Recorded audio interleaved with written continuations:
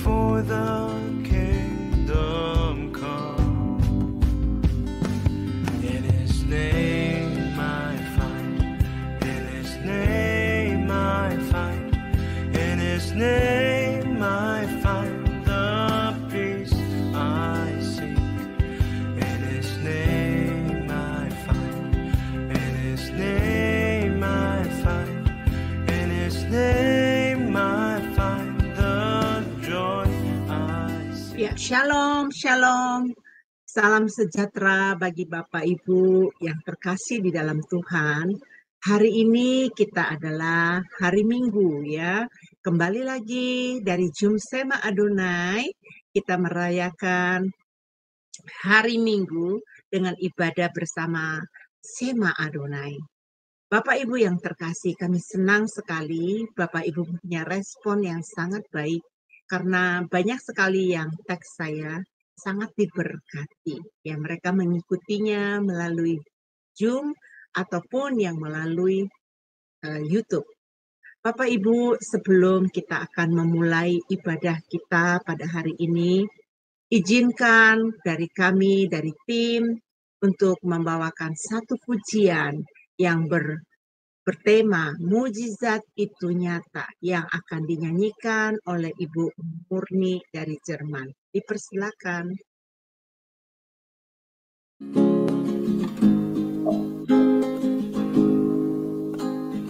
Tak terbatas kuasa-Mu Tuhan,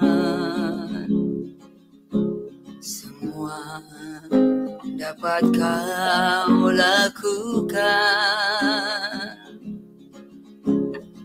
Apa yang kelihatan mustahil bagiku, itu sangat mungkin bagimu.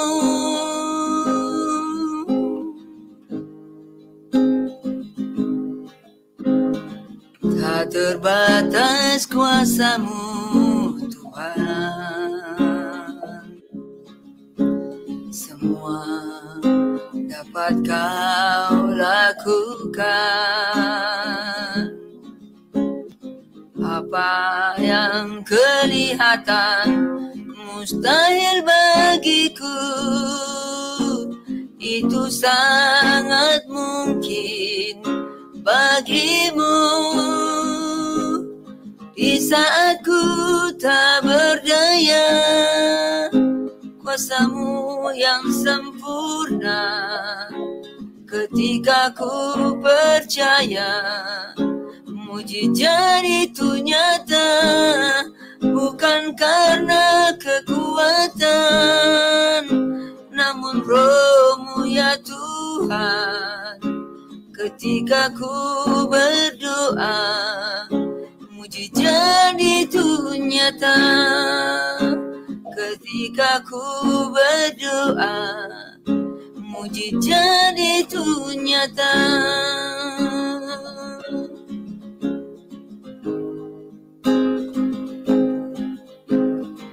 Tak terbatas kuasa-Mu Tuhan, semua dapat Kau lakukan. Apa yang kelihatan mustahil bagiku, itu sangat mungkin bagimu. Di saat ku tak berdaya, kuasa-Mu yang sempurna. Ketika ku percaya, mujizat itu nyata, bukan karena kekuatan, namun Roh-Mu ya Tuhan. Ketika ku berdoa, mujizat itu nyata. Ketika ku berdoa, mujizat itu nyata. Bukan karena kekuatan, namun Roh-Mu Tuhan ketika ku berdoa. Mujizat itu nyata, bukan karena kekuatan, namun Roh-Mu ya Tuhan. Ketika ku berdoa, mujizat itu nyata. Ketika ku berdoa, mujizat itu nyata.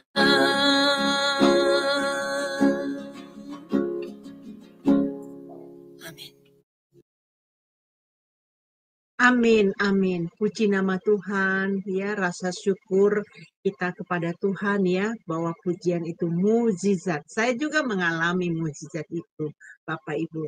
Tentunya kita sebagai umat Tuhan yang selalu merasakan kalau kita bisa bernafas pagi ini, bernafas setiap hari, bernafas itu adalah karena mukjizat dari Tuhan, Tuhan berikan kepada kita ya.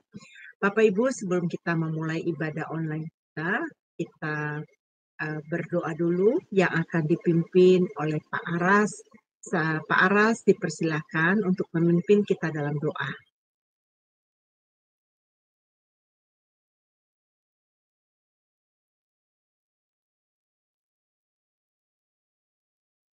Ya, Pak Aras. Suaranya nggak kedengaran, Pak. Mic-nya udah terbuka, tapi suaranya belum kedengaran.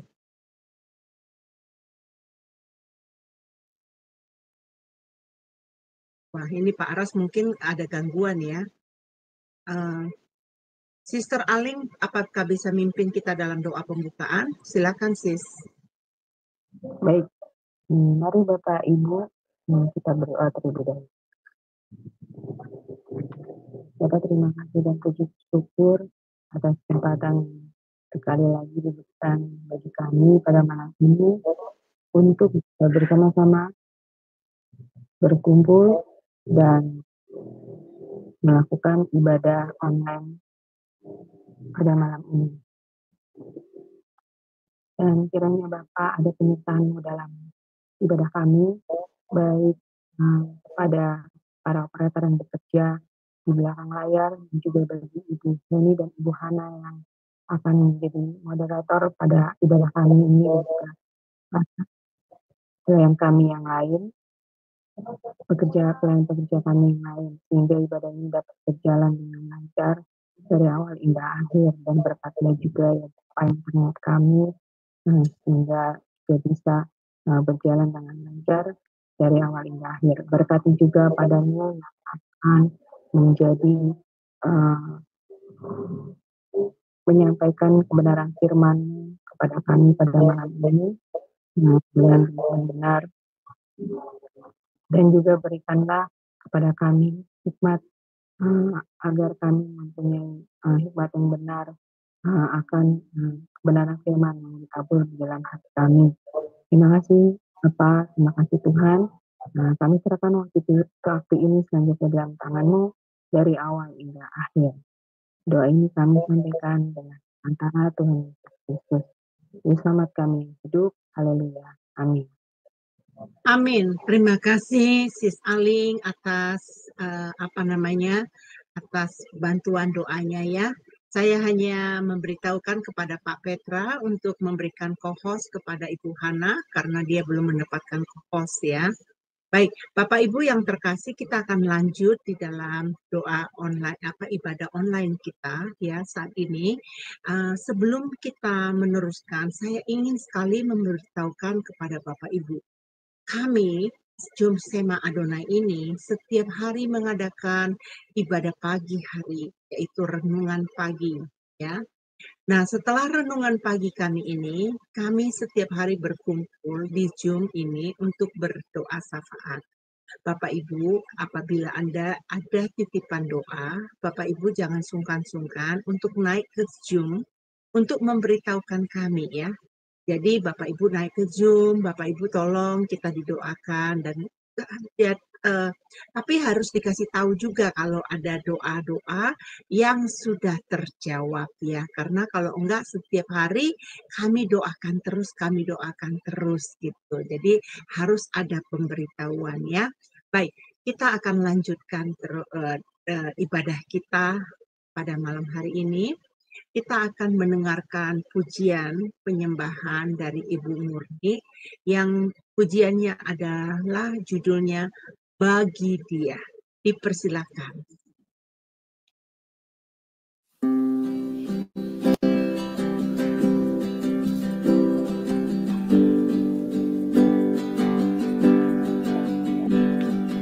Ya Yesus telah mati bagiku, Dia Tuhan selamatkan jiwaku. Bagi Dia pujianku, tak dapat ku membalas kasih-Nya. Dia angkatku jadi anak-Nya, beri damai di dalam hidupku. Bagi Dia sembahku, hanya Dia segalanya bagiku.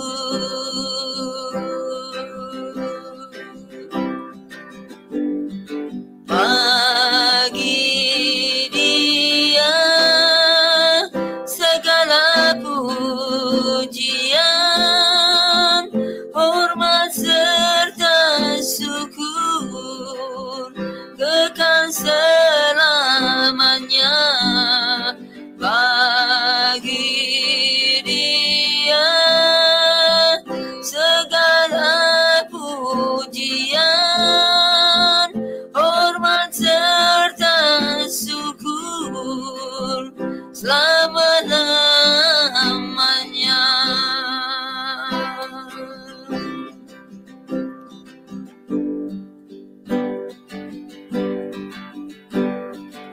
Dia Yesus telah mati bagiku, Dia Tuhan selamatkan jiwaku. Bagi Dia pujianku, tak dapat ku membalas kasih-Nya. Dia angkatku jadi anak-Nya, beri damai di dalam hidupku. Bagi Dia sembahku, hanya Dia segalanya bagiku.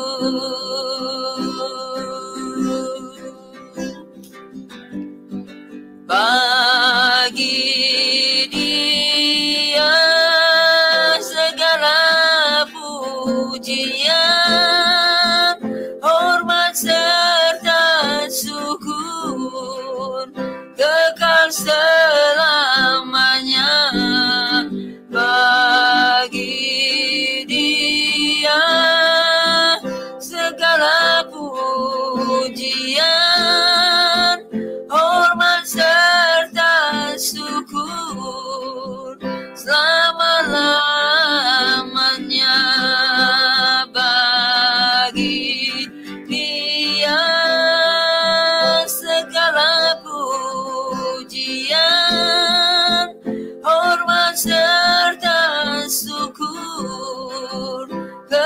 selamanya bagi Dia segala pujian, hormat serta syukur selama-lamanya.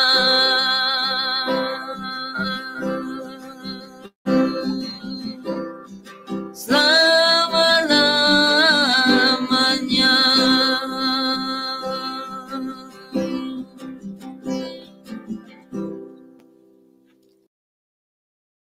Puji nama Tuhan, pujian ini sangat-sangat sekali memberkati kita ya Bapak Ibu ya.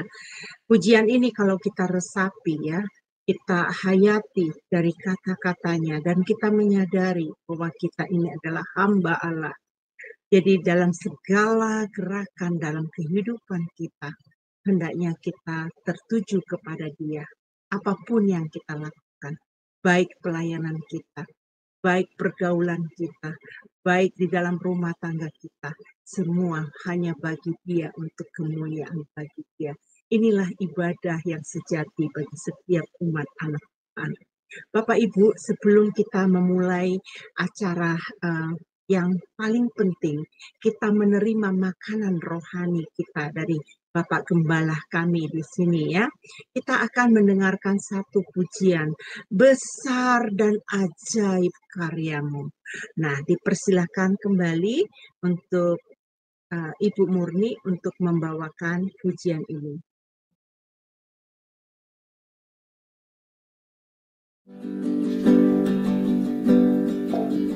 Besar dan ajaiblah karyamu, adil dan benarlah jalanmu, Raja segala bangsa yang Maha Kuasa, mulia namamu.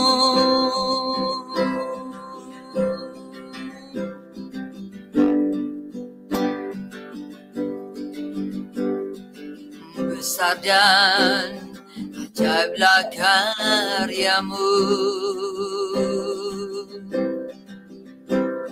adil dan benarlah jalanmu,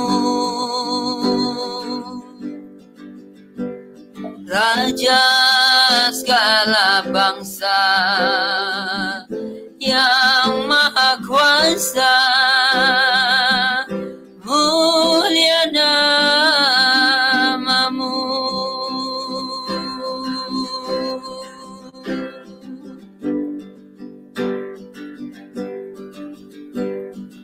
Layaklah segala bangsa sujud kepadamu,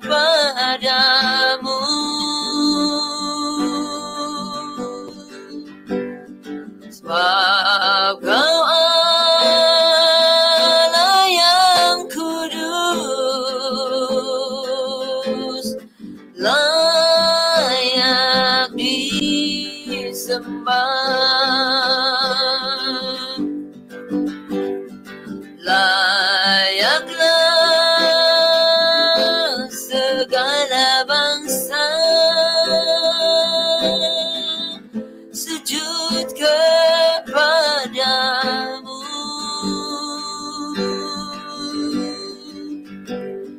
sebab Kau Allah yang kudus, layak disembah.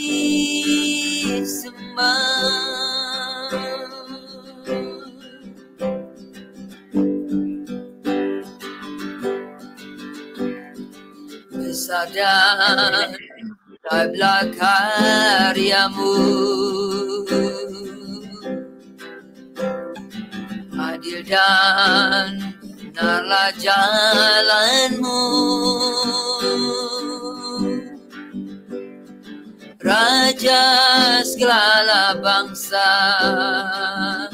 yang maha kuasa, mulia namamu.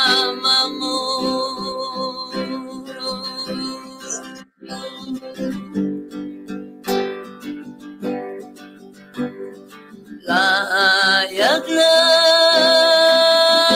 segala bangsa sujud kepadamu,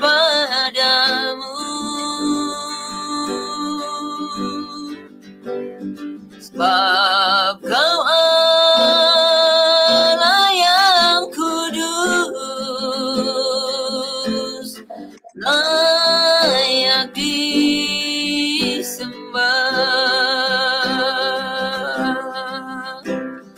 layak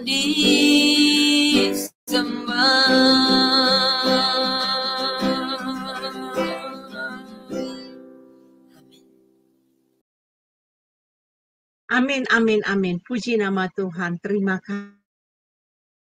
Puji nama Tuhan. Baik, Bapak Ibu yang terkasih yang di dalam Tuhan. Setiap kita manusia, kita membutuhkan makanan jasmani yang akan membuatkan tubuh kita sehat. Ternyata di dalam kehidupan ini ada hal yang lebih penting, yaitu makanan rohani yang harus kita makan untuk supaya kesehatan rohani kita ini sehat ya. Bapak Ibu, saat ini kita akan mendengarkan pemaparan ya, khotbah dari Bapak Gembala kami, Pak Daniel Palungan, yang akan meneruskan khotbahnya seri yang ketiga yang bertema Orang Percaya Menang Atas Pencobaan. Bapak Ibu yang terkasih, pengajaran yang pertama dan dua minggu yang lalu adalah pengajaran yang kedua dan hari ini yang ketiga. Saya berharap Bapak Ibu untuk mengulang dan mengulang untuk mendengarkannya kembali. Kenapa? Itu adalah kunci kepada kita, keberhasilan kita, bagaimana kita menang menghadapi dunia yang kotor ini, ya. Karena di dalam Kolose 3 itu, kalau Bapak Ibu membacanya, di situ ada satu perintah agar kita hidup benar di hadapan Tuhan. Baik Bapak Ibu yang terkasih, saya akan menyerahkan mimbar ini kepada Pak Daniel Palungan. Dipersilakan Pak, Tuhan Yesus memberkati. Terima kasih Bu Eni. Mari sidang jemaat sebelum kita masuk firman Tuhan, kita berdoa. Bapa di surga, kami berterima kasih pada malam ini Tuhan.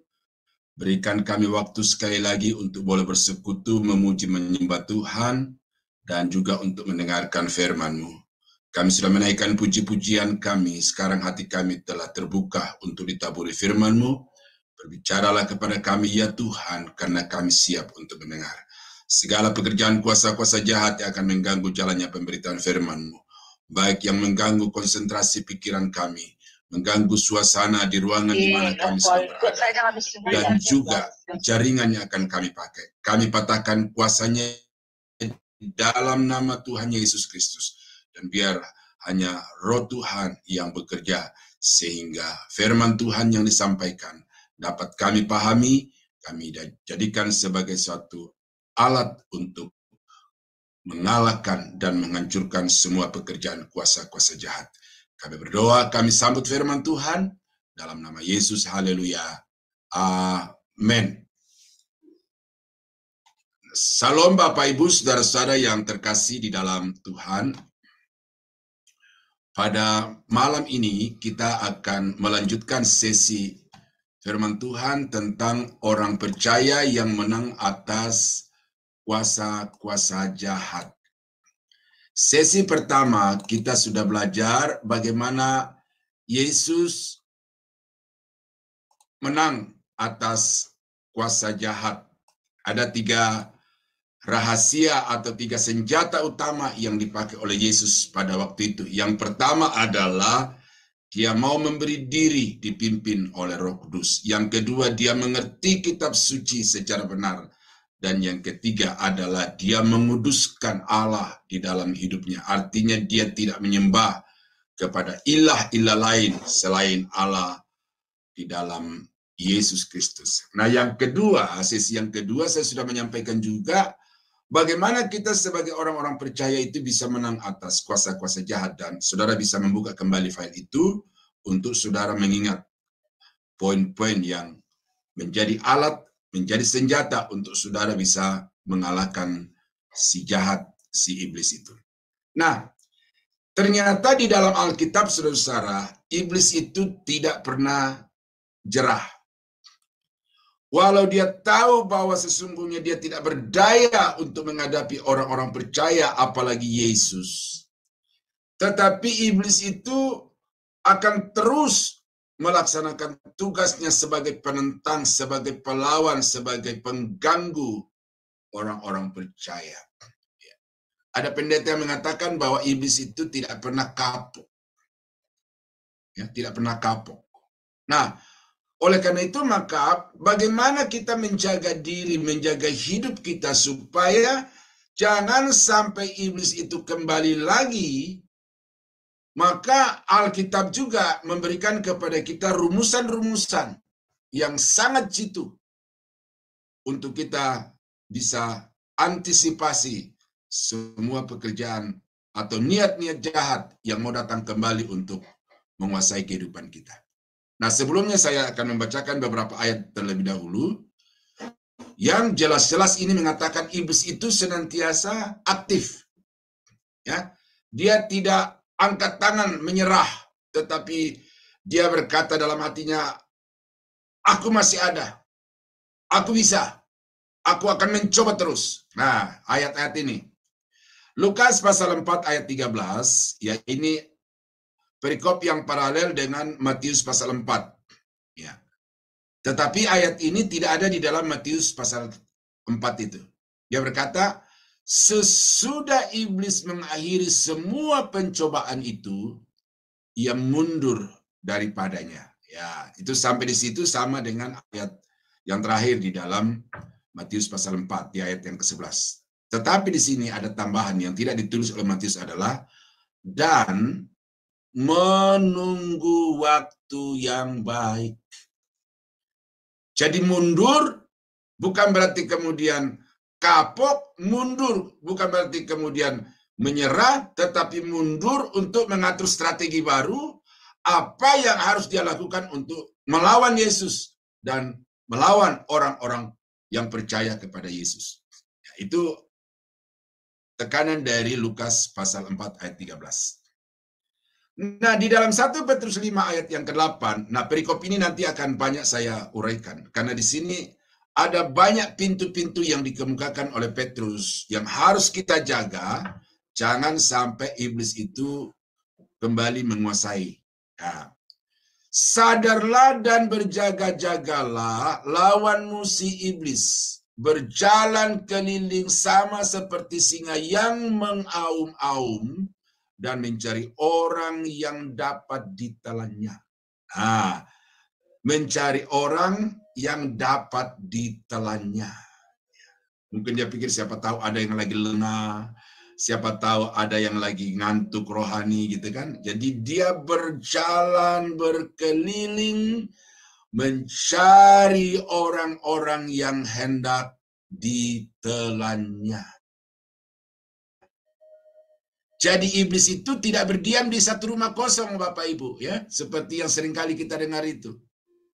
Iblis itu tidak berdiam diri di dalam sebuah pohon atau di dalam sebuah goa. Dia diutus dia ditugaskan oleh pemimpinnya bukan untuk menunggu pohon, bukan untuk diam di goa-goa, atau bukan untuk mengisi rumah-rumah yang kosong yang seringkali kita bilang angker itu. Tetapi iblis itu bekerja, berjalan terus, aktif secara terus-menerus. Dan apa yang dicarinya bukan cari rumah kosong, bukan cari pohon angker, tetapi mencari orang-orang yang dapat ditelannya. Karena itu iblis bisa ada di rumah kosong, bisa ada di pohon angker, bisa ada di goa-goa yang gelap. Tetapi iblis juga bisa ada di keramaian, iblis bisa ada di bioskop, iblis bahkan bisa ada di gereja. Nah, ini hati-hati Bapak Ibu ya. Ini bukan pernyataan yang asal ngomong, tetapi telah terbukti di dalam sejarah bahwa di gereja justru banyak orang-orang Kristen yang terperangkap oleh iblis. Dan karena itu gereja ada yang jatuh di dalam dosa. Nah, Matius pasal 12 ayat 45, ini satu perumpamaan, satu cerita tentang bagaimana Yesus melepaskan seseorang dari kuasa jahat, tetapi orang itu kemudian tidak mengisi hidupnya, maka dikatakan, lalu ia keluar dan mengajak 7 roh lain yang lebih jahat daripadanya, dan mereka masuk dan berdiam di situ.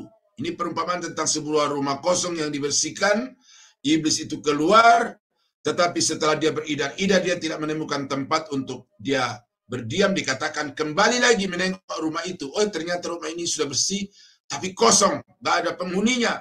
Lalu dia keluar, dia ajak 7 roh lain yang lebih jahat, ya, dan kembali ke tempat itu. Dikatakan, maka akhirnya keadaan orang itu lebih buruk daripada keadaannya semula. Demikian juga akan berlaku atas angkatan yang jahat ini. Nah, saudara-saudara, ini belum saya kembangkan. Ini saya mau tekankan di sini dulu. Ini berbicara tentang orang berdosa, orang jahat yang kemudian mengalami mujizat Tuhan karena dia dibebaskan dari ikatan roh-roh jahat.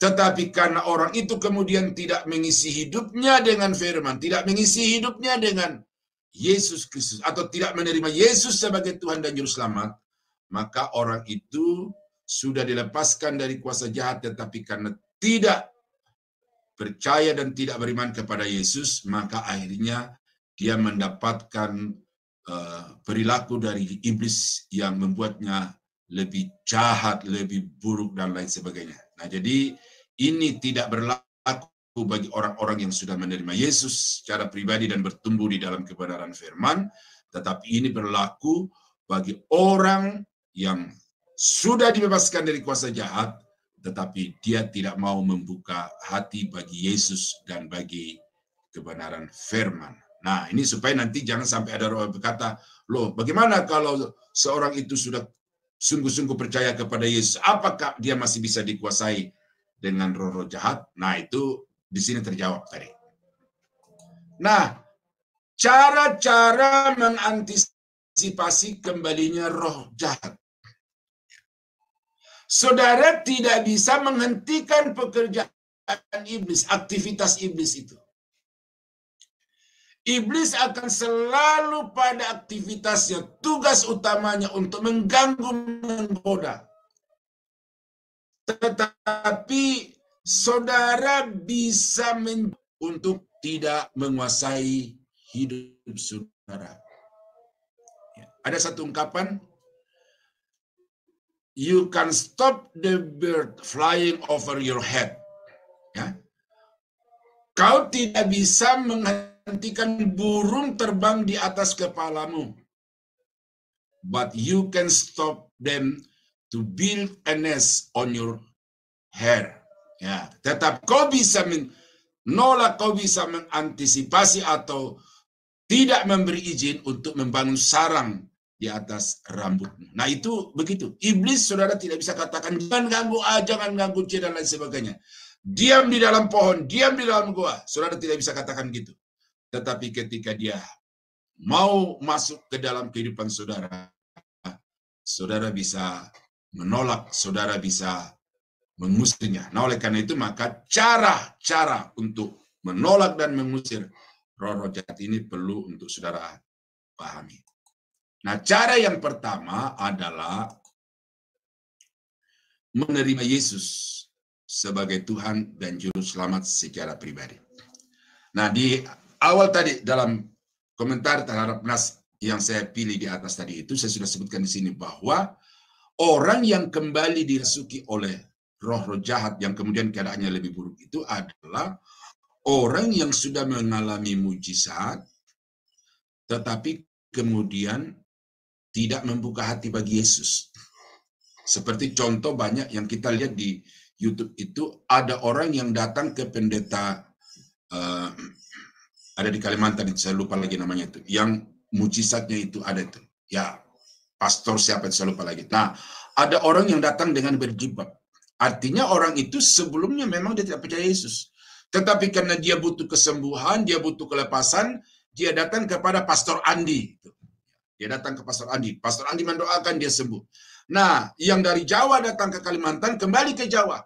Nah, kalau sampai di Jawa, atau sejak dijamah oleh Tuhan melalui Pastor Andi itu, dia tidak membuka hati bagi Yesus, atau masih tetap dengan keyakinannya yang lama, yang berkerudung itu, dengan hati juga yang tetap tertutup bagi Yesus, maka itulah yang dimaksud di dalam Matius pasal 12 itu. Orang ini sudah dibersihkan, tetapi kosong.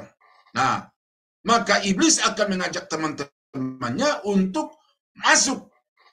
Nah, oleh karena itu, maka seperti orang Farisi di dalam bacaan kita ini. Ya. Pada waktu itu berkatalah beberapa ahli Taurat dan orang Farisi kepada Yesus, "Guru, kami ingin melihat satu tanda daripadamu." Tetapi jawabnya kepada mereka, jawab Yesus kepada orang itu, "Angkatan yang jahat ini tidak setia, dan tidak setia ini menuntut suatu tanda. Tetapi kepada mereka tidak akan diberikan tanda selain tanda Nabi Yunus. Sebab seperti Yunus tinggal di dalam perut ikan 3 hari 3 malam, demikian juga anak manusia akan tinggal di dalam rahim bumi 3 hari 3 malam. Pada waktu penghakiman, orang-orang Niniwe akan bangkit bersama angkatan ini dan menghukumnya juga. Sebab orang-orang Niniwe itu bertobat setelah mendengar pemberitaan Yunus, dan sesungguhnya yang ada di sini lebih besar daripada Yunus." Artinya apa? Yesus yang sedang berkata-kata kepada kamu ini, ahli-ahli Taurat dan orang-orang Farisi itu, lebih besar daripada Yunus. Orang-orang Niniwe yang sudah begitu jahat, yang sudah begitu memuakkan hati Tuhan, dan Tuhan sudah memutuskan untuk akan memusnahkan mereka, tetapi memberi kesempatan sekali lagi dan menyuruh Yunus untuk pergi mengabarkan Injil keselamatan kepada mereka. Dan pada saat Yunus memberitakan Injil itu, mereka bertobat, membuka hati menerima firman yang disampaikan Yunus itu. Dan karena itu mereka diselamatkan. Tetapi ahli-ahli Taurat dan orang-orang Farisi sampai kepada Yesus mati di atas kayu salib itu sama sekali belum membuka hati bagi Yesus, yang dikatakan dalam nas ini lebih besar, jauh lebih besar dibandingkan dengan Yunus. Nah, ini saudara, banyak orang Kristen yang memang aktif gereja. Suku-suku Kristen di Indonesia seperti Nias, Batak, Toraja, Ambon, Manado, Papua, Poso. Ya. Memang itu sudah ada daerah Kristen, tetapi kekristenannya adalah kekristenan tradisional, kekristenan agamawi, kekristenan yang tanpa Yesus. Nah, karena itu jangan heran kalau di daerah-daerah Kristen ini banyak orang-orang Kristen yang bahkan pengurus-pengurus gereja, majelis-majelis gereja, diaken-diaken gereja, itu terpedaya oleh iblis. Oleh karena apa? Oleh karena mereka Kristen yang tanpa Kristus. Mereka melayani, tetapi mereka sama sekali tidak membuka hati bagi yang mereka layani, yaitu Yesus, Tuhan di atas segala Tuhan. Ini bukan yang saya saksikan semata-mata, tetapi murid-murid saya, terutama yang dari Nias itu, lalu berkata, "Pak, tolong bantu kampung kami, karena di sana itu justru pengurus-pengurus gereja, diaken-diaken gereja itu mempraktekkan tentang ilmu pedukunan." Nah, inilah orang-orang yang sangat rentan, yang pintu gerbang hatinya itu terbuka lebar. Iblis bisa masuk menguasai mereka, walaupun mereka orang Kristen, walaupun mereka adalah aktivis-aktivis gereja. Nah, oleh karena itu maka satu cara yang saudara harus lakukan untuk bisa menutup pintu bagi iblis adalah terima Yesus di dalam hatimu. Saya sedang mengajar doktrin soteriologi. Ya, dari beberapa hal itu saya sudah buktikan kepada saudara bahwa ada banyak orang yang memang sudah Kristen, secara dogmatis dia mengakui Yesus Tuhan. Secara akal, berdasarkan bukti-bukti ayat-ayat dari Alkitab, dia mengakui Yesus Tuhan. Tetapi secara pribadi, pengalaman hidup, mereka tidak mengalami perjumpaan secara pribadi dengan Yesus.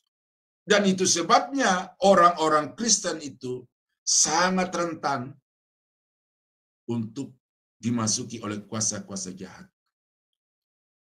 Matius pasal 15, ayat 13 ayat 52. Maka berkatalah Yesus kepada mereka, karena itu setiap ahli Taurat yang menerima pelajaran dari hal kerajaan surga, itu seumpama tuan rumah yang mengeluarkan harta yang baru dan yang lama dari perbendaharaannya. Nah, ini perumpamaan Tuhan Yesus di dalam Matius pasal 13 itu tentang kerajaan surga. Orang-orang Yahudi itu, ahli-ahli Taurat, orang-orang Farisi itu, memang mereka sudah tahu apa itu dosa, apa itu kejahatan berdasarkan hukum Taurat. Karena itu mereka menolak segala hal yang bersifat dosa itu. Tetapi ketika Yesus datang, yang dalam ayat ini diumpamakan sebagai barang yang baru dalam rumah itu, harusnya mereka simpan barang baru dalam rumah itu lalu menolak, membuang barang-barang yang lama, dosa, kehidupan-kehidupan yang tidak berkenan kepada Tuhan. Tetapi di dalam Matius 13:52 ini, orang Farisi, ahli Taurat, dan orang-orang Yahudi ini, yang membuang dosa, menolak penyembahan-penyembahan berhala, tetapi juga tidak mau menerima Yesus, menolak Yesus. Karena itu orang Yahudi sampai sekarang secara komunal, secara bangsa, itu belum mengakui Yesus sebagai Tuhan dan Juru Selamat. Dan karena itu maka orang-orang seperti itu terbuka lebar pintu hatinya untuk iblis masuk kembali. Nah, saudara-saudara kekasih dalam Tuhan, kita harus membuang barang-barang yang lama dari perbendaharaan hati kita, dosa, kejahatan, kenajisan. Tetapi kita harus membuka hati, menyimpan di dalam hati kehidupan kita Yesus, firman-Nya, kebenarannya, seperti yang sudah dikutip oleh Ibu Heni tadi itu, bahwa sebagai orang-orang Kristen kita harus hidup di dalam kebenaran. Nah, itu yang pertama, saudara. Cara untuk mengantisipasi kembalinya roh-roh jahat atau iblis itu ke dalam kehidupan saudara dan saya orang-orang Kristen pada umumnya adalah saudara harus menemukan dan menerima Yesus sebagai Tuhan dan Juru Selamat secara pribadi. Bukan hanya secara dogmatis pengakuan agamawi, tetapi betul-betul saudara menerima Dia sebagai Tuhan dan Juru Selamat secara pribadi. Ya, itu ada rasa yang berbeda, ya, antara kehidupan keagamaan dan saat seseorang itu mengalami perjumpaan pribadi dengan Yesus. Ya, itu ada rasa, itu subjektif. Masing-masing orang punya pengalaman yang berbeda dan perasaan yang berbeda-beda. Tetapi yang pasti bahwa ketika orang itu sudah menerima Yesus sebagai Tuhan dan Juru Selamat, maka pada saat itu juga akan ada rasa jijik, akan ada rasa benci terhadap semua dosa dan kejahatan yang dia perbuat. Dan itu tidak akan bisa terlupakan, saudara, ya.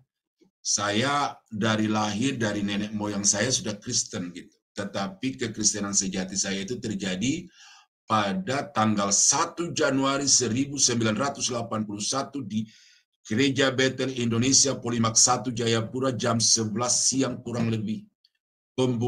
Ibadah pembukaan tahun, ibadah sambut tahun baru. Lalu pendetanya pada waktu berkata, saudara-saudara, mari dalam tahun yang baru ini kita mulai dengan hidup yang baru. Ya, kata-katanya sederhana, penyampaiannya juga datar.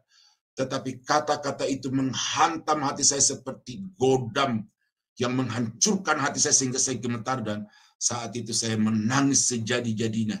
Dan saya tidak akan pernah lupakan itu, bahwa tanggal 1 Januari 1981 adalah saat di mana Yesus mengubah hidup saya, saat di mana saya membuka hati menerima Dia sebagai Tuhan dan Juru Selamat secara pribadi. Dan itu menjadi kekuatan bagi saya untuk tidak takut menghadapi segala gangguan dan ancaman roh-roh jahat. Nah, saudara mesti punya pengalaman itu, ya, perjumpaan secara pribadi dengan Yesus.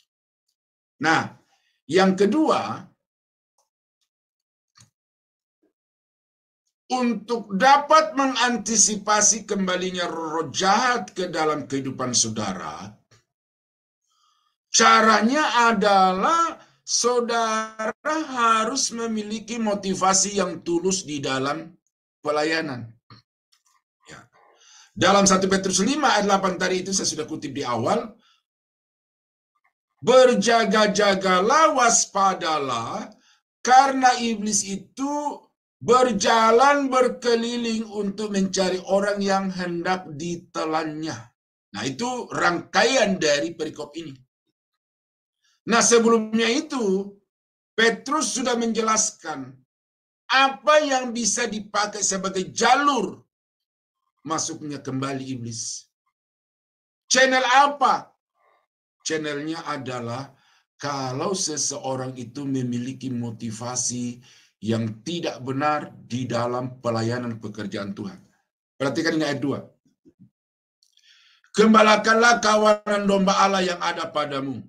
Jangan dengan paksa, tetapi dengan sukarela, sesuai dengan kehendak Allah. Ya, jangan dengan paksa. Lalu yang berikut adalah, dan jangan karena mau mencari keuntungan, tetapi pengabdian diri. Janganlah kamu berbuat seolah-olah kamu mau memerintah atas mereka yang dipercayakan kepadamu, tetapi hendaklah kamu menjadi teladan. Nah, dari ayat 2 dan 3 ini ada 3 hal yang Petrus sebutkan. Yang pertama adalah terpaksa melayani, terpaksa melakukan apa yang diperintahkan Tuhan. Yang kedua, mempergunakan kepercayaan Tuhan untuk dalam pelayanan itu untuk mencari keuntungan secara material, secara finansial. Banyak juga orang-orang yang masuk di dalam pelayanan itu karena mau mengaktualisasikan diri, mau menunjukkan bahwa dia sanggup, dan karena itu dia menjadikan dirinya sebagai yang berkuasa, yang berotoritas di dalam komunitas Kristen itu. Ini adalah pintu, ini adalah celah, ini adalah channel yang bisa diakses oleh iblis untuk bisa masuk. Dan karena itu maka saudara di dalam melayani Tuhan itu perhatikan ini. Di dalam suratan Paulus kepada Timotius yang kita sudah bahas juga di dalam renungan itu, bahwa ada orang-orang yang menjadikan ibadah itu sebagai satu tempat untuk mencari keuntungan. Karena mereka menganggap bahwa ibadah itu memberi keuntungan. Motivasi mereka ibadah adalah untuk mencari keuntungan. Datang di gereja bukan untuk berbakti, bukan untuk memuji menyembah Tuhan, tetapi datang di gereja karena sembako.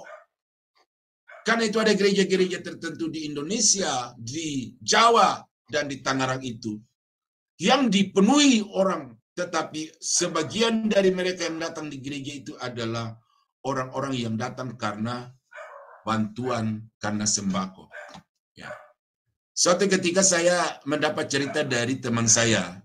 Dia guru dan kemudian dia makan di satu warteg gitu. Lalu di situ ada juga sopir-sopir angkot sedang makan. Lalu sesama sopir angkot ini sedang bercerita, lalu dia berkata begini, saya bingung melihat orang Kristen sekarang. Pagi di gereja A, siang di gereja B, sore di gereja C. Lalu yang lainnya lagi, sementara di dalam angkot yang menjemput mereka ke gereja dan mengantar pulang gereja rumah itu, Dia berkata begini sama temannya sesama penumpang itu, kamu di gereja A dapat apa? Oh, ada yang bilang, ya saya dapat sembako. Ada yang bilang, saya dapat tunjangan anak sekolah. Kamu di gereja B dapat apa? Ya saya dapat bantuan bulanan. Jadi orang-orang seperti ini datang ke gereja bukan karena mau memuji menyembah Tuhan, tetapi karena ada rangsangan. Dan rangsangan itu adalah rangsangan materialistik. Pendeta-pendeta juga begitu. Nah ini suratan Paulus kepada Timotius ini. 1 Timotius 6 ayat 9 dan 10. Tetapi mereka yang ingin kaya terjatuh ke dalam pencobaan, ke dalam jerat, dan ke dalam berbagai-bagai nafsu yang hampa dan yang mencelakakan, yang menenggelamkan manusia ke dalam keruntuhan dan kebinasaan. Karena akar segala kejahatan ialah cinta uang. Sebab oleh memburu uanglah beberapa orang telah menyimpang dari iman dan menyiksa dirinya dengan berbagai-bagai duka. Saudara-saudara, ini suratan Paulus, temuan Paulus, tetapi apa yang ditemukan Paulus dan kemudian ditulis ini berdasarkan ilham roh. Artinya apa yang dikatakan Paulus itu bukan sesuatu yang bersifat subjektif, tetapi sesuatu yang memang nyata yang juga diketahui dan dilihat Tuhan. Bahwa akan ada banyak pendeta-pendeta yang seperti ini, yang melayani bukan karena mengabdikan diri kepada Tuhan, tetapi karena mereka melihat ada potensi ekonomi di dalam ibadah, di dalam gereja. Saya tidak pernah mengadakan satu survei atau penelitian tentang peredaran uang di dalam gereja. Tetapi cobalah saudara perhatikan berapa ratus juta beredar di dalam gereja setiap hari Minggu. Bahkan bukan hanya juta, miliar itu. Dan oleh karena itu maka banyak profesional-profesional sekuler yang melakukan satu konversi usaha, konversi bisnis. Meninggalkan bisnis sekuler lalu menjadi pendeta. Oleh karena mereka melihat ternyata profesi kependetaan itu jauh lebih menguntungkan. Sementara itu ada yang lain yang tidak meninggalkan bisnis lama, tetapi melakukan satu diversifikasi. Penambahan jenis, merambah ke bidang bisnis yang lain. Dan bisnis itu adalah bisnis gereja. Ya, ini ada teman yang bercerita bahwa ada satu tempat yang kemudian pengusaha berkata begini kepada pendeta, oke, saya bangunkan kamu sebuah gedung, saya lengkapi semua fasilitasnya, tetapi kita bagi hasil. Oh, ini hati-hati saudara. Orang-orang yang motivasi seperti ini di dalam pelayanan itu membuka pintu lebar-lebar bagi iblis. Matius pasal 26 ayat 14-15. Kemudian pergilah seorang dari ke-12 murid itu yang bernama Yudas Iskariot kepada imam-imam kepala. Ia berkata, apa yang hendak kamu berikan kepadaku supaya aku menyerahkan dia kepada kamu? Mereka membayar 30 uang perak kepadanya. Lihat. Orang yang tidak memiliki Yesus, tidak cinta Yesus, tetapi mau melibatkan diri di dalam pelayanan pekerjaan Yesus, ini Yudas. Dia tidak akan segan-segan untuk mengkhianati sesama tim pelayanan. Dia tidak akan segan-segan untuk melakukan sesuatu demi keuntungan dirinya sendiri, bahkan untuk menjual Yesus. Dia tidak akan segan-segan. Karena memang di dalam dirinya segala sesuatu adalah uang. Segala sesuatu adalah materi.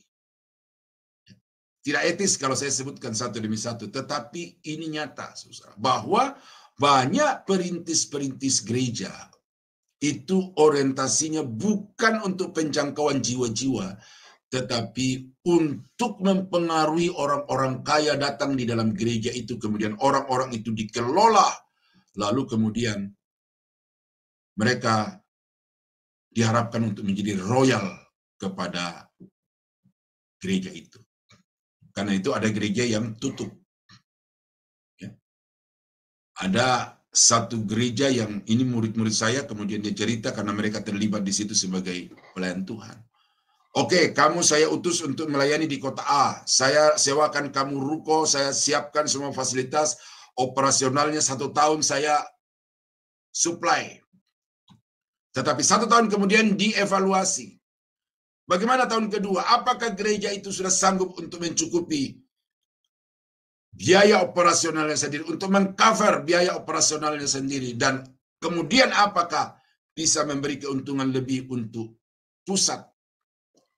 Dan kemudian teman saya, murid saya ini berkata, gereja-gereja yang tidak bisa mengcover semua biaya, lalu memberikan kelebihan kepada pusat, maka tanpa ragu-ragu pusat akan mengeluarkan SK penutupan gereja itu. Saya melayani satu kota di Indonesia, ya saya tidak menyebutkan kotanya. Nah, di kota itu ada sekolah Alkitab yang mereka tahu saya ini guru, lalu mereka bilang, tolong Pak, berikan kuliah padat 1 hari. Saya masuk ke dalam kompleks itu luas sekali kompleksnya, sekolahnya. Banyak di dalamnya, banyak gedung-gedung, tetapi gedung-gedungnya sudah kumuh, tidak terurus.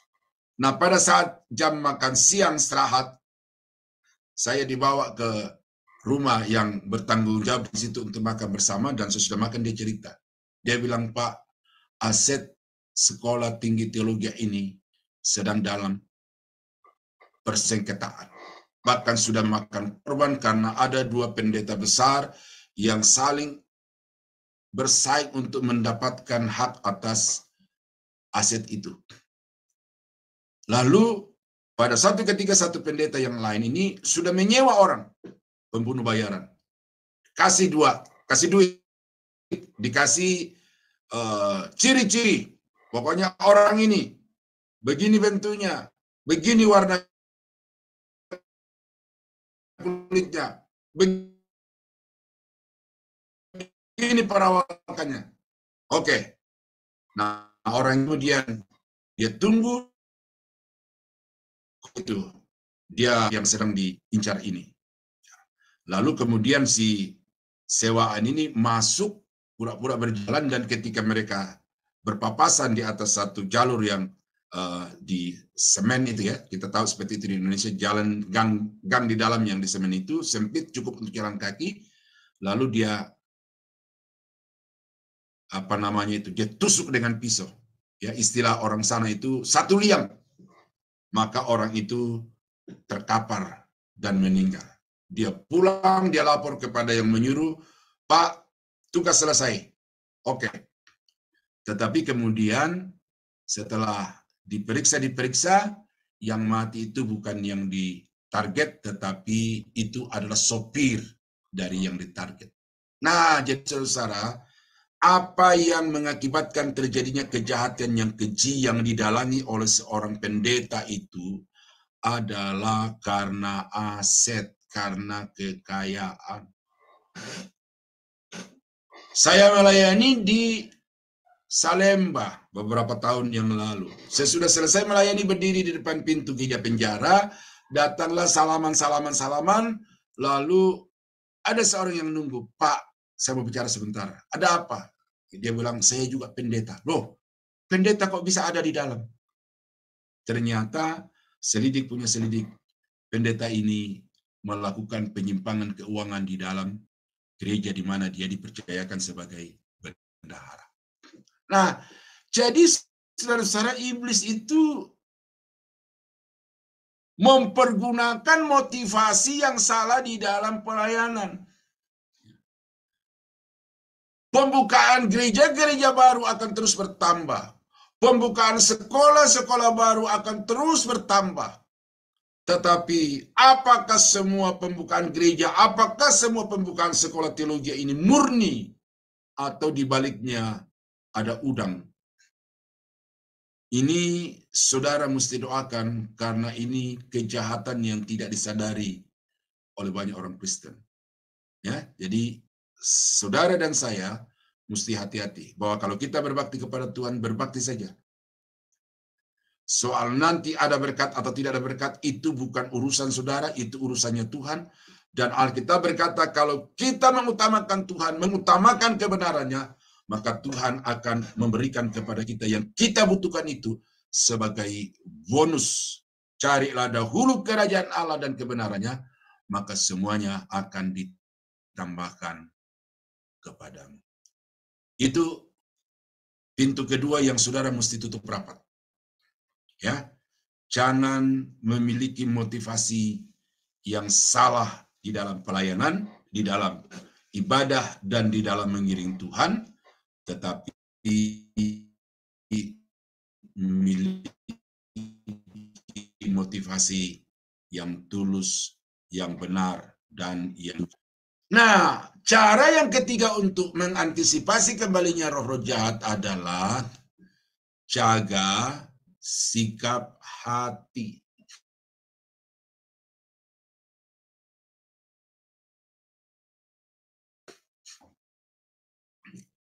Demikian juga kamu, hai orang-orang muda, tunduklah kepada orang-orang yang tua, dan kamu semua rendahkanlah dirimu seorang tentang orang-orang yang congkak, tetapi mengasihani orang yang rendah hati. Karena itu rendahkanlah dirimu di bawah tangan Tuhan yang kuat, supaya kamu ditinggikannya pada waktunya. Ini rangkaian perikop dari ayat 8 yang kita baca di depan. Berjaga-jagalah karena iblis musuhmu itu berjalan keliling bagaikan singa yang mengaum-aum untuk mencari orang yang hendak ditelannya. Siapa orang yang dapat ditelan oleh iblis itu? Adalah orang-orang muda yang tinggi hati. Adalah orang-orang tua yang tinggi hati. Adalah orang-orang yang merasa diri sanggup, yang merasa diri paling pintar, yang merasa diri paling berkuasa, yang merasa diri dia sanggup melakukan segala sesuatu tanpa orang lain, bahkan tanpa Tuhan. Itulah orang-orang yang siap untuk dimangsa oleh iblis. Karena itu Petrus berkata, jaga hatimu. Ini tidak gampang, saudara. Menjaga perbuatan bisa agak terkendali. Menjaga mata bisa. Menjaga pikiran, menjaga kata-kata, ya mungkin bisa. Tetapi hatimu, siapa yang tahu? Siapa yang tahu? Kata-kata kita didengar orang, kita dinasihati. Tetapi hatimu siapa yang tahu? Oleh sebab itu, satu-satunya orang yang bisa menjaga hatimu adalah dirimu. Karena itu Petrus berkata, tunduklah kepada orang-orang yang tua, hai kamu orang-orang muda, dan hai kamu orang-orang tua, rendahkanlah dirimu, rendahkanlah hatimu. Saling menghormati, saling menghargai, saling melengkapi. Di dalam satu postingan saya lupa apakah di Facebook atau di grup WA itu, saya berkata begini. Kepemimpinan yang sejati itu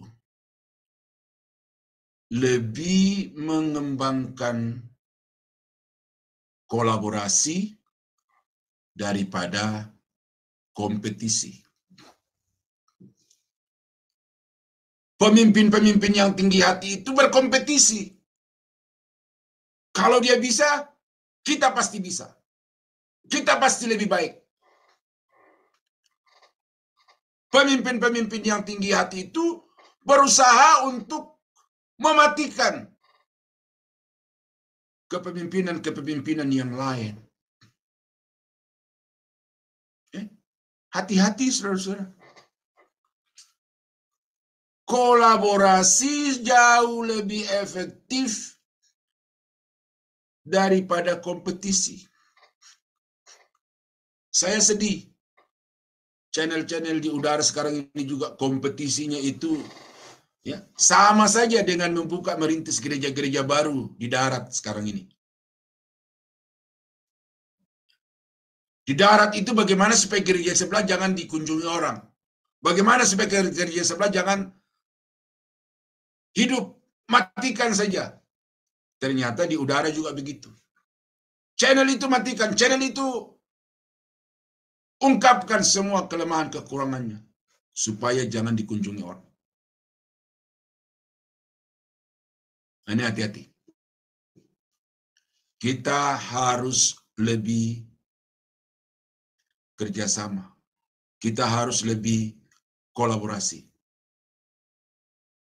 Dan ini kalau di dalam sebuah tim, saudara, ini perlu saya kembangkan ini, saya sampaikan ini karena sebuah tim yang eksis, sebuah tim yang kemudian bisa efektif di dalam pencapaian tujuan daripada tim itu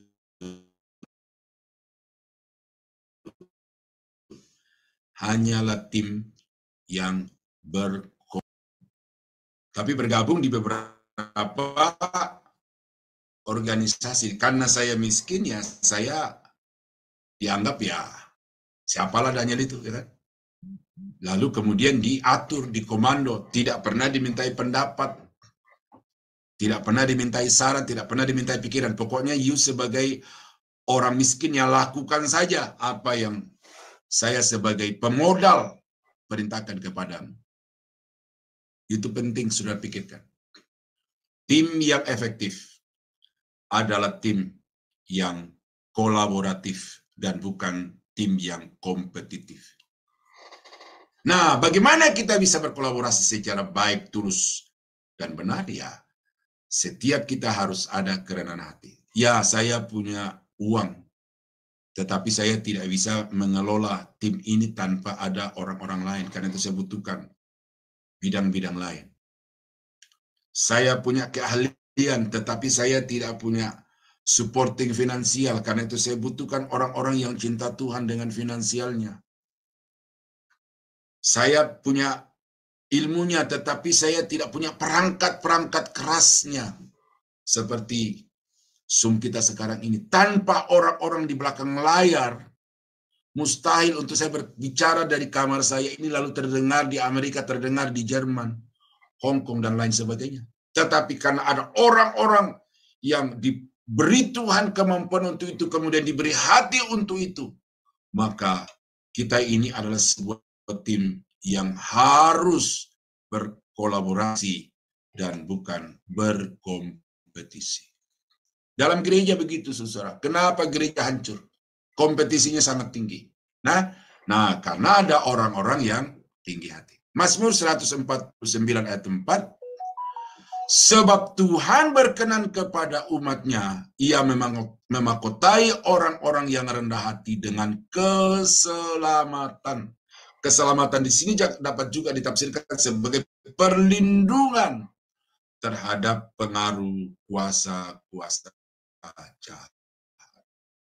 Nah, itu sebabnya saudara-saudara, maka sebagai hamba Tuhan saya sarankan, sebagaimana juga selalu mengingatkan diri saya, jangan merasa bisa tanpa orang lain.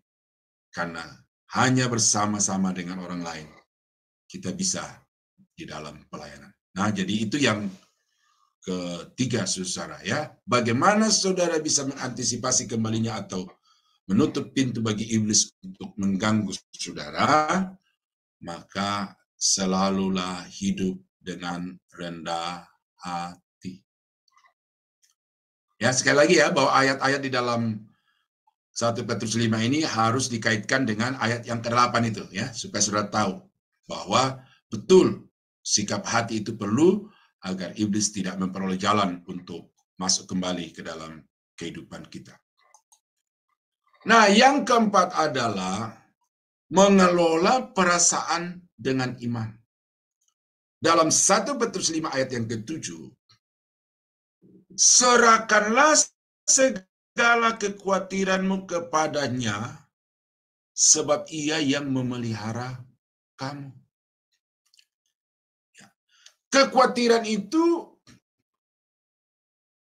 pada tahap tertentu itu positif. Memacu kita untuk bertindak.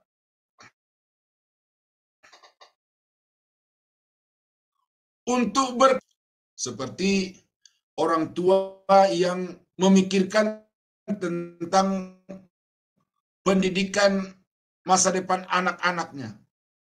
Untuk mencapai pendidikan anak-anak itu dia kerja, dia usaha, berupaya untuk mendapatkan biaya pendidikan anaknya masa depan. Tetapi kekhawatiran yang melampaui standar normal, yang tidak lagi membuat kita bisa berpikir normal, berpikir wajar, bertindak wajar, tetapi kemudian kita menjadi panik, kita menjadi takut, kita menjadi frustasi. Ini bahaya. Dan saya sudah menghadapi beberapa orang, tidak banyak, tetapi 2-3 ada. Orang itu dihantui pikirannya sendiri akan terjadi. Kita dampingi, kita nasihati, tetap saja sampai kekhawatirannya itu membuat badannya menjadi letih lelah. Karena membuka pikiran, membuka hati untuk dihantui dengan masa depan. Anaknya keluar rumah, takutnya luar biasa.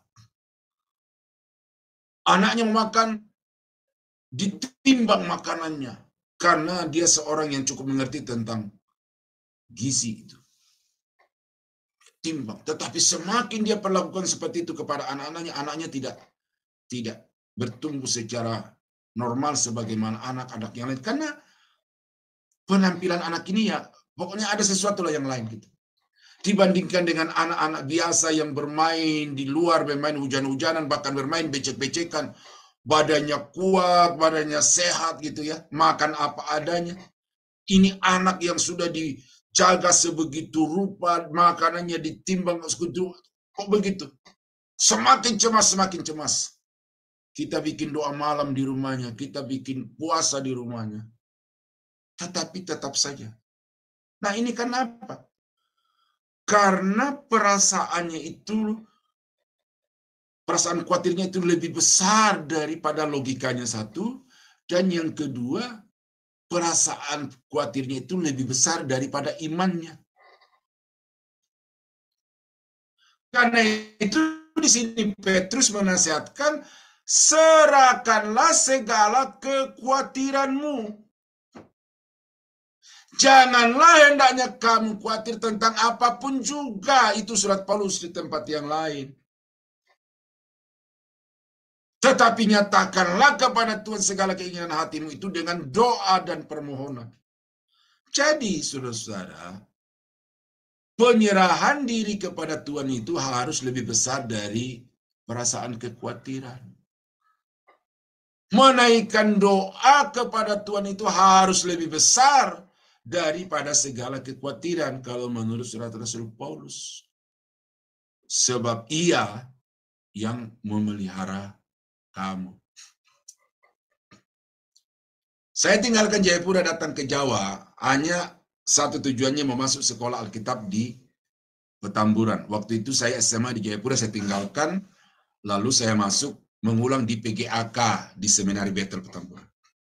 Saya datang bawa satu koper kecil dan ada tas jinjing itu, dalamnya pakaian. Tetapi daerah-daerah lain yang jauh lebih susah hidupnya, saya berikan pakaian saya kepada mereka beberapa. Saya tinggal tersisa beberapa potong. Tidak punya apa-apa. Tidak ada keluarga di Jakarta, tidak ada kenalan di Jakarta. Pokoknya hanya datang mau sekolah Alkitab. Sesudah saya lulus, saya tidak bekerja. Langsung ditugaskan untuk praktek di gereja. Melayani di gereja. Tidak digaji, saudara. Ya. Pokoknya tinggal di rumah pendeta, ya itu. makan apa adanya di situ. Dan dari tahun 81 saya tinggalkan Jayapura sampai tahun saat ini, saya belum pernah tidak makan. Sakit iya pernah. Tetapi dalam kesemuanya itu saya merasakan betapa pemeliharaan Tuhan itu berlaku atas hidup saya dari hari ke hari sampai hari ini. Dan oleh karena itu maka di dalam pelayanan pekerjaan Tuhan, saya melayani dengan semakin serius. Saya sekarang ini saudara, hampir tidak ada hari yang saya tidak mengajar. Dan tidak ada satu sekolah pun yang mengatakan kami mau Bapak mengajar di sekolah kami dengan gaji sekian. Tidak pernah. Dulu saya pernah mengajar di 5 sekolah teologi di Jakarta, Tangerang. Tidak ada satu sekolah pun yang mengatakan Bapak kami kasih transport sekian. Pokoknya melayani dengan sukarela. Saya lakukan pelayanan itu dengan motivasi untuk mengimpartasikan pengetahuan saya, untuk mempersiapkan kader-kader masa depan gereja, dan juga untuk membaktikan diri kepada Tuhan. Dan puji Tuhan sampai hari ini Tuhan cukupkan semua yang saya perlukan. Walaupun saya tidak kaya, tidak punya seperti orang, tetapi Tuhan cukupkan. Nah itu saudara. Jadi kelola perasaan saudara itu dengan iman. Saya dulu gini, suka dengar siaran Radio El Sinta. Barangkali saudara yang tinggal di daerah Jakarta itu, saudara dengar El Sinta itu. Malam saya taruh radio di atas kepala saya, tempat tidur. Jadi itu saya tidur, lalu radio itu bunyi terus. Malam hari tiba-tiba ada siaran langsung. Ada tabrakan, ada kecelakaan, ada perampokan, ada pembunuhan, ada kebakaran. Karena setiap ngisi kepala saya, maka akhirnya saya khawatir. Anak saya keluar, saya khawatir. Anak saya ini khawatir. Pokoknya khawatir gitu. Sempat saudara-saudara ya, sempat itu. Jadi pengaruh daripada siaran itu membuat saya menjadi khawatir, lalu takut. Lalu suatu ketika saya berdoa kepada Tuhan, Tuhan ini bagaimana? Lalu saya tahu itu. Radio ini telah membuat pikiranmu terisi dengan hal-hal yang negatif. Karena itu jangan lagi biarkan radio itu mengisi kepalamu. Lalu saya rubah, baca Alkitab.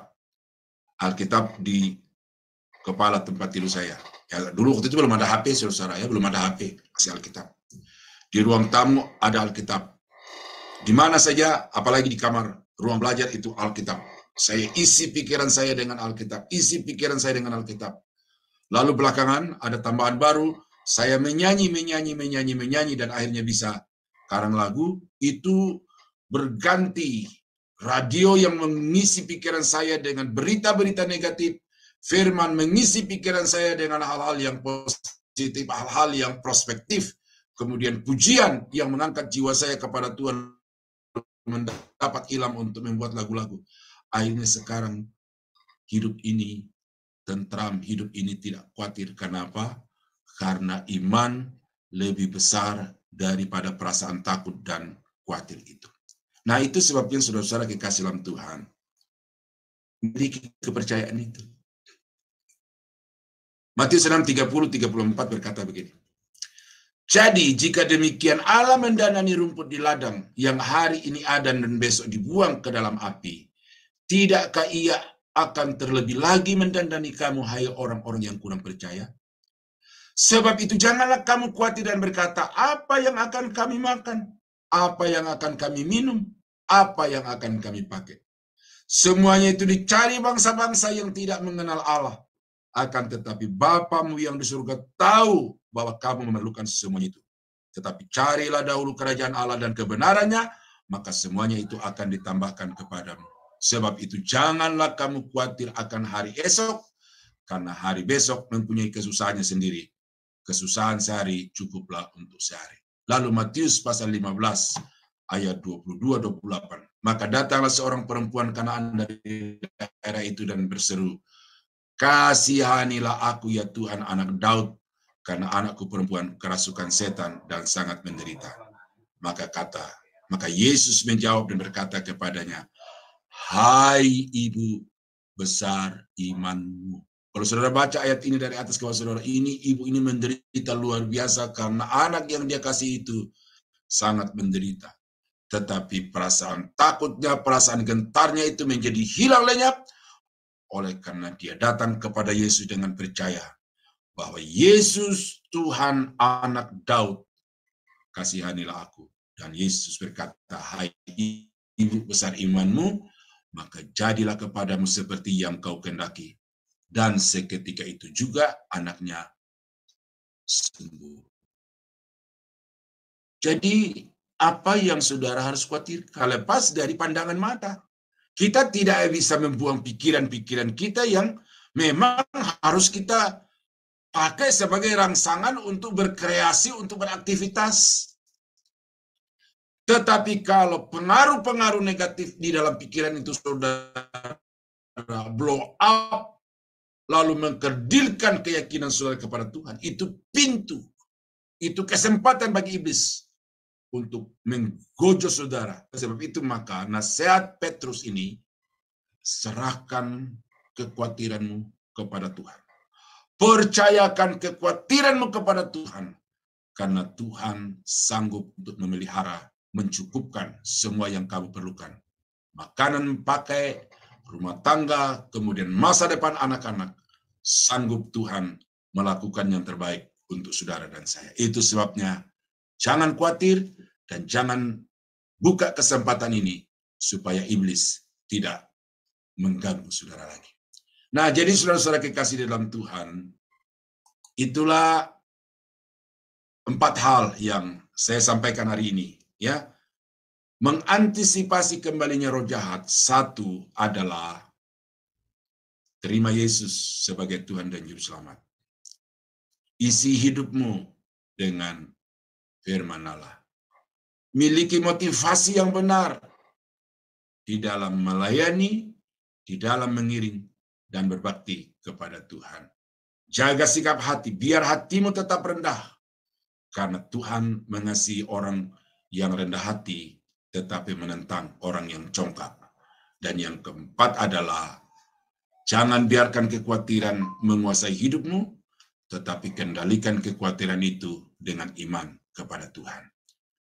Iblis tidak akan pernah berhenti sampai dia dicampakkan ke lautan api, baru dia akan berhenti mengganggu saudara. Oleh sebab itu maka teruslah menjaga diri, dan firman Allah yang saya sampaikan 3 seri ini, orang percaya yang menang atas kuasa jahat itu pegang betul rumus-rumusan yang saya sudah sampaikan itu.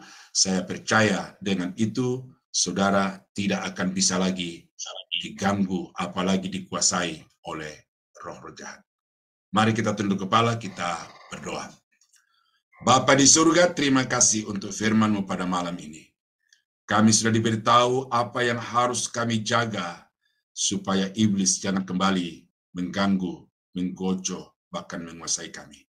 Terima kasih bahwa Yesus mau tinggal di dalam hidup kami. Terima kasih bahwa firman Allah terus-menerus mengisi kehidupan kami. Kami percaya bahwa dengan Yesus, dengan kuasa firman Allah, maka iblis tidak akan bisa lagi untuk menguasai kami. Karena itu Tuhan tolong juga jaga hati kami, jaga pikiran kami, jaga motivasi kami, supaya senantiasa kudus, tulus, dan benar di hadapan Tuhan, sehingga kami akan selalu berkemenangan atas kuasa-kuasa jahat. Terima kasih pada malam ini Tuhan percayakan hamba-Mu untuk menyampaikan firman-Mu, dan terima kasih untuk jemaat-Mu yang sudah dengan sukarela membuka hati, menyediakan waktu untuk mendengarkan firman-Mu ini. Kiranya Tuhan materaikan firman-Mu dalam hati mereka dengan Roh Kudus, supaya setiap kali menghadapi gangguan kuasa-kuasa jahat, maka prinsip-prinsip firman Tuhan ini mereka jadikan sebagai senjata untuk mengusir, menghancurkan, dan menghalaukan iblis itu. Di dalam nama Yesus, kami berdoa, mengucap syukur untuk firman-Mu. Haleluya. Amin. Puji Tuhan. Saya kembalikan kepada Moderator. Amin. Terima kasih Pak Daniel Palungan. Maaf, saya menggantikan Ibu Heni karena beliau on the way mau ke gereja. Ya, mari saudara-saudariku yang terkasih di dalam Tuhan Yesus, kita mengucap syukur pada malam ini kita diingatkan untuk kita semakin melekat kepada Tuhan, melayani tulus, menjaga sikap hati, kita kelola perasaan kita dengan iman yang teguh kepada Bapa. Terima kasih pada hambanya yang sudah mengingatkan kita pada malam ini. Biarlah apa yang disampaikan menjadi kekuatan bagi kita untuk menghadapi segala persoalan dalam kehidupan dan kita siap melayani Tuhan lebih lagi, menjadi pelaku firman yang tulus dalam panggilan kita pribadi lepas pribadi. Pada malam ini kita akan berdoa syafaat yang akan dibawakan oleh Ibu Kinar. Kami persilakan. Baiklah, mari pada malam hari ini kita naikkan doa syafaat kita. Kita awali dengan doa Bapa kami. Bapa kami yang di surga, dikuduskanlah namamu, datanglah kerajaanmu, jadilah kehendakmu di bumi seperti di surga. Berikanlah kami pada hari ini makanan kami yang secukupnya, dan ampunilah kami akan kesalahan kami, seperti kami juga mengampuni orang yang bersalah kepada kami. Dan janganlah membawa kami ke dalam pencobaan, tetapi lepaskanlah kami daripada yang jahat, karena Engkaulah yang empunya kerajaan dan kuasa dan kemuliaan sampai selama-lamanya. Bapa, kami bersyukur pada malam hari ini, kami boleh menerima firman-Mu, kami boleh menerima prinsip-prinsip pengajaran pada malam hari ini untuk berkemenangan di dalam menghadapi pencobaan. Pada malam hari ini kami telah menerima pengajaran di sesi ketiga untuk menerima prinsip-prinsip dari-Mu ya Allah.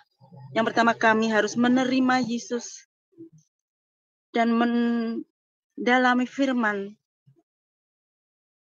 menanamkan firman-Mu di dalam kehidupan kami sehari-hari.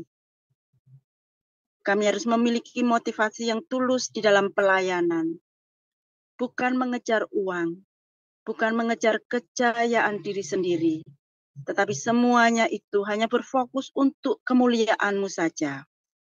Yang ketiga, menjaga sikap hati, untuk senantiasa rendah hati. Yang keempat, kami harus mengelola perasaan dengan iman, tidak mengedepankan kekhawatiran di dalam hidup kami. Kami menyadari bahwa di dalam kehidupan kami sehari-hari, ketika kami menghadapi banyak permasalahan, sering kami dikuasai oleh rasa kekhawatiran. Tetapi pada malam hari ini ya Allah, kami menerima prinsip-prinsip yang dari-Mu ini. Biarlah itu tertanam di dalam kehidupan kami. Dan biarlah di dalam kehidupan kami sehari-hari, kami hanya mengandalkan Engkau. Karena Engkau mampu membuat segala sesuatu menjadi baik. Apa yang tidak mungkin menjadi mungkin. Dan kami mempercayakan hidup kami sepenuhnya hanya di dalam kedaulatan-Mu saja. Bukan dalam pemikiran kami, tetapi di dalam pemikiran Allah, kehendak Allah. Jadilah kehendak-Mu dalam kehidupan kami ini seperti yang Engkau kehendaki. Bapa, kami juga berdoa pada malam hari ini untuk pemerintahan bangsa kami. Kami bersyukur untuk bangsa dan negara kami ini. Kami boleh hidup di tengah-tengah negara Kesatuan Republik Indonesia ini. Kami memohon Tuhan berkat-Mu, pimpinan penyertaan-Mu untuk para pemimpin bangsa kami ini, kepada presiden kami dan wakil presiden beserta kabinet dan para pembantu-pembantu yang lain, para gubernur, para bupati, camat, kepala desa, hingga pada ketua RT. Kami mohon pimpinan penyertaan-Mu dan kiranya Tuhan memakai mereka untuk menyatakan kehendak-Mu, untuk mewujudkan kehendak-Mu di di muka bumi ini agar sesuai dengan kehendak-Mu, sehingga yang terjadi adalah apa yang Engkau maksudkan untuk kehidupan kami. Kiranya Engkau memberkati apa yang sudah dicapai oleh bangsa kami ini, dan bila apa yang telah dicapai ini membawa kesejahteraan, keadilan di dalam kehidupan bangsa kami ini. Kami juga berdoa untuk pemilu yang sudah semakin dekat, yang akan diselenggarakan pada tahun 2024. Tuhan, kami menyerahkan kehidupan politik kami ini di dalam kuasa-Mu, dan biarlah melalui perjalanan politik ini, kuasa-Mu benar-benar terjadi, dan kehendak-Mu benar-benar terwujud di dalam bangsa kami ini. Kami juga berdoa untuk para pendeta, para penginjil, para pelayan gereja, dimanapun berada. Kami juga berdoa untuk gereja-gereja-Mu di seluruh Indonesia dan dimanapun berada di seluruh dunia. Kiranya Engkau memakai para pendeta, para pelayan gereja untuk menyatakan kehendak-Mu di dalam kehidupan iman kami ini.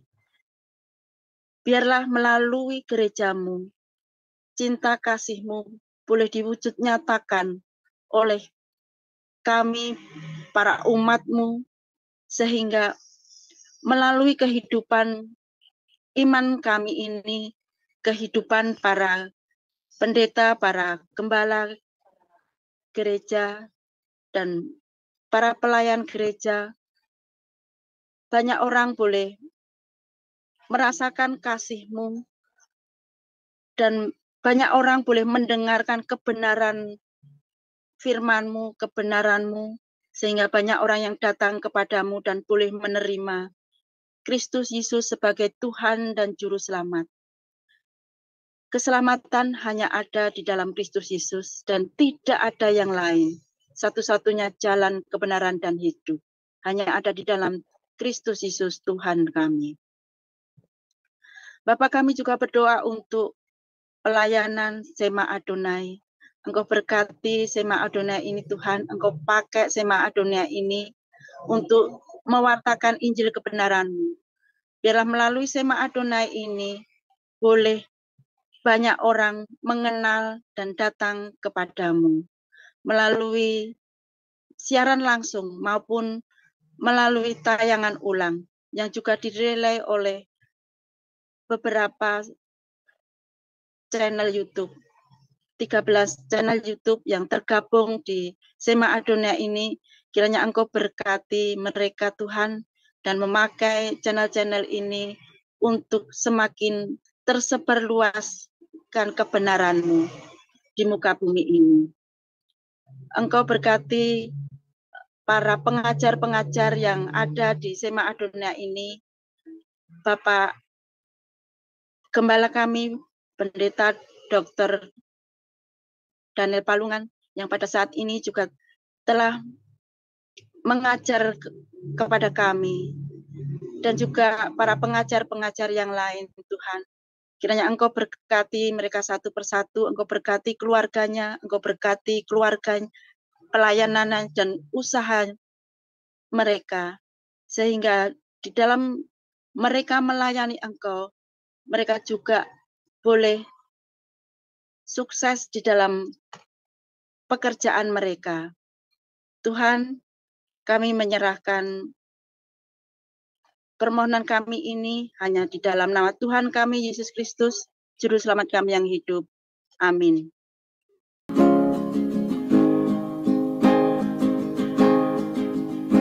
Selain Kau, tiada yang lain. Ada padaku di surga. Selain Kau tiada yang lain.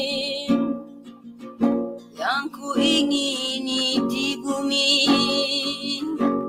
yang kuingini di bumi. Sekalipun dagingku dan hatiku habis lenyap, gunung batuku dan bahagianku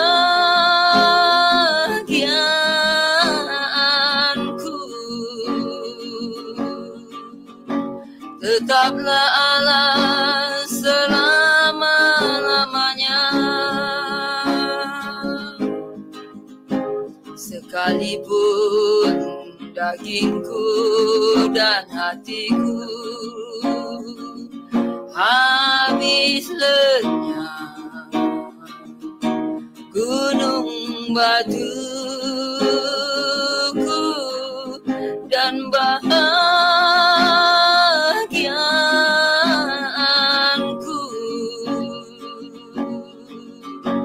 tetaplah Allah selama-lamanya.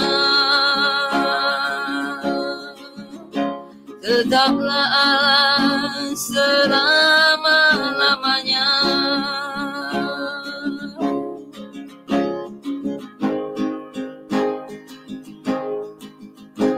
Selain Kau tiada yang lain ada padaku di surga. Selain Kau tiada yang lain yang ku ingini di bumi, yang ku ingini di bumi. Sekalipun dagingku dan hatiku habis lenyap, gunung batuku dan bahagianku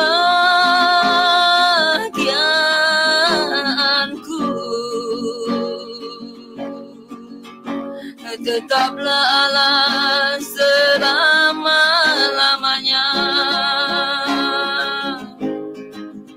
Sekalipun dagingku dan hatiku habis lenyap, gunung batuku dan bahagianku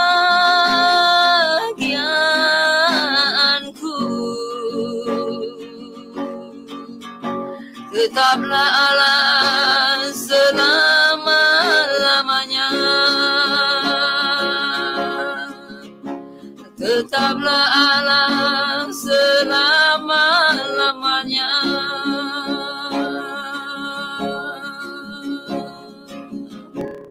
Bapa di surga, terima kasih untuk pimpinan Tuhan dalam ibadah kami dari awal sampai akhir. Terima kasih untuk hadirat Tuhan. Terima kasih untuk firman Tuhan. Dan terima kasih juga untuk pujian yang dipakai Tuhan akan meneruskan aktivitas rutinitas kami, tugas tanggung jawab kami. Kami mohon Tuhan sertai, Tuhan berkati, supaya apa yang kami kerjakan berhasil, nama Tuhan dipuji, dipermuliakan. Pertemukan kami minggu depan dalam keadaan yang sehat, dengan hati yang tetap bergelora, memuji menyembah Tuhan, sehingga hidup kami juga dapat selalu menjadi alat kemuliaan bagi nama-Mu. Terima kasih Bapa, berkati channel ini dan channel-channel yang merelay, supaya dengan demikian maka firman Tuhan akan semakin diseluaskan untuk menjangkau segala bangsa, suku, kaum, dan bahasa. Terima kasih Bapa, kami akhiri ibadah kami ini di dalam nama Yesus.